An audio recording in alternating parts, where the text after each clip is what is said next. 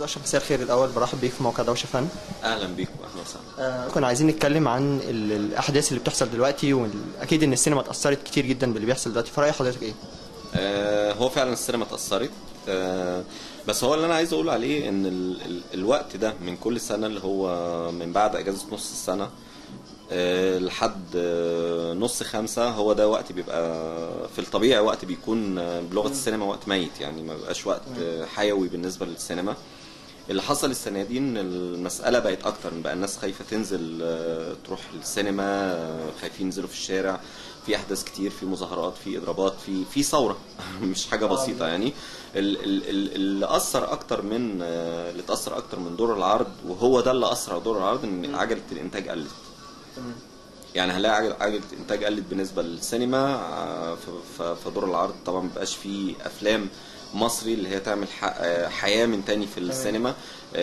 بالنسبة للدراما التلفزيونية، اذا كنا بنلاقي 70-80 مسلسل كل رمضان، السنة دي اعتقد هتلاقي 20-25 بالكتير يعني موجودين، وهتلاقي المسلسلات اللي هي ال 15 حلقة بقوا موجودين السنة دي اكتر. الناس عايزة تلحق لان كمان الوقت اتضغط. يعني هتلاقي اللي بيصور 30 حلقه هتلاقي في تجارب ان جايبين 2 مخرجين عشان يصوروا ال 30 حلقه. هتلاقي ان هم ابتدوا من قبل الثوره، هتلاقي ان هم بيشتغلوا 16 و17 و20 ساعه عشان يلحقوا يخلصوا على رمضان. فالعمليه اتاثرت. بس ارجع واقول ان اللي بيخلي التاثير اكتر بالسلب على دور العرض هو موضوع ان مفيش فيلم.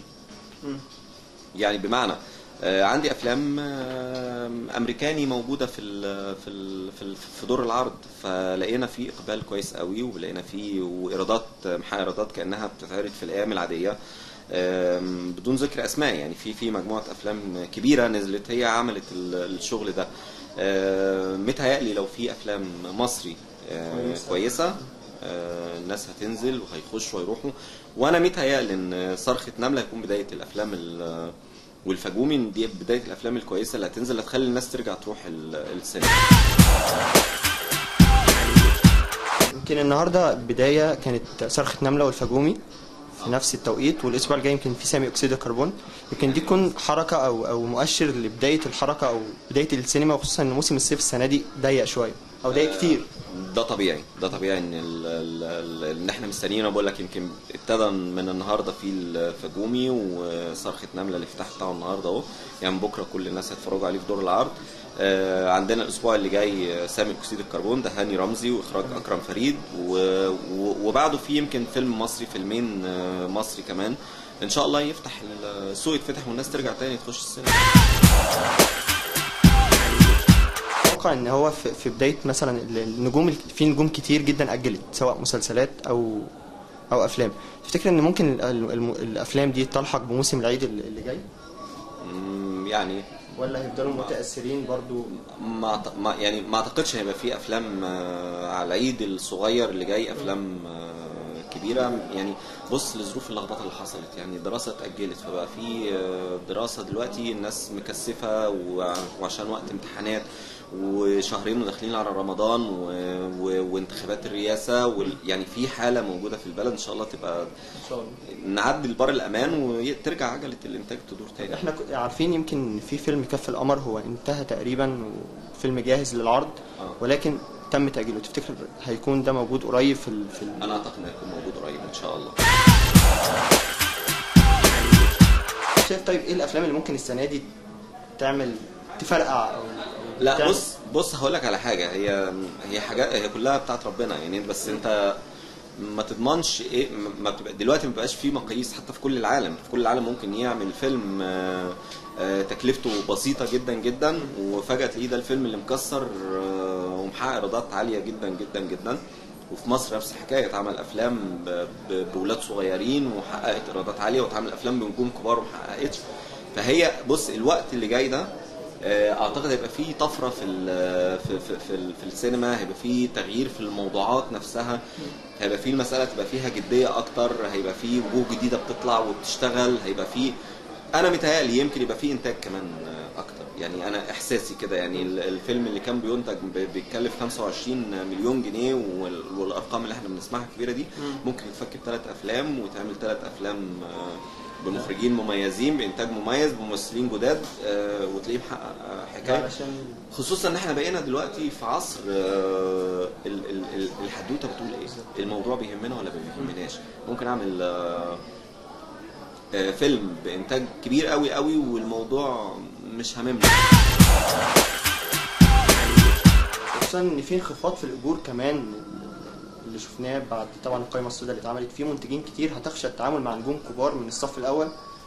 بص لا لا لا لا, لا ما انا حقيقه انا ما اعرفش الموضوع ده هيمشي ازاي، بس يعني اللي انا شايفه ان الظروف اللي موجوده دي بقى، هل هي بقى النجوم بياخدوا فلوس كتيره؟ لا، انا متهيألي معظم النجوم خفضوا اجورهم. هل هي موضوع القايمه السوداء؟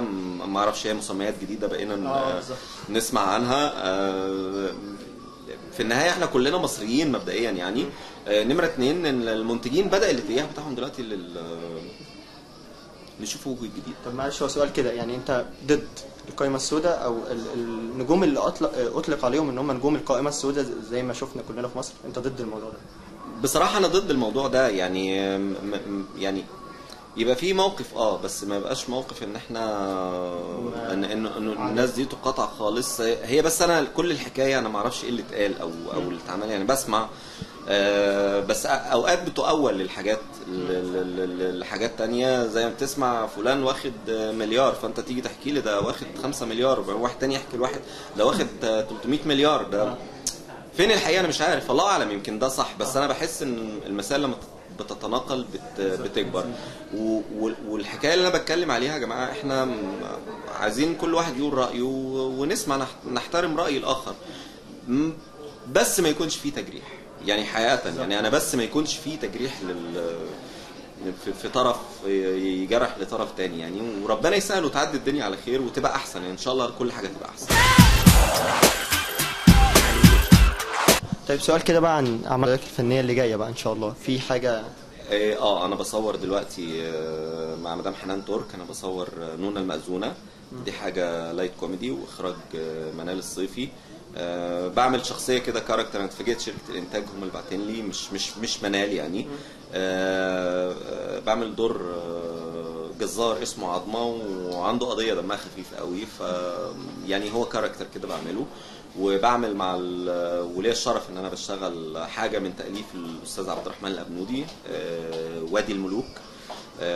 ده سمية الخشاب، مدام صابرين، مجدي كامل. وبعمل اخراج حسني صالح.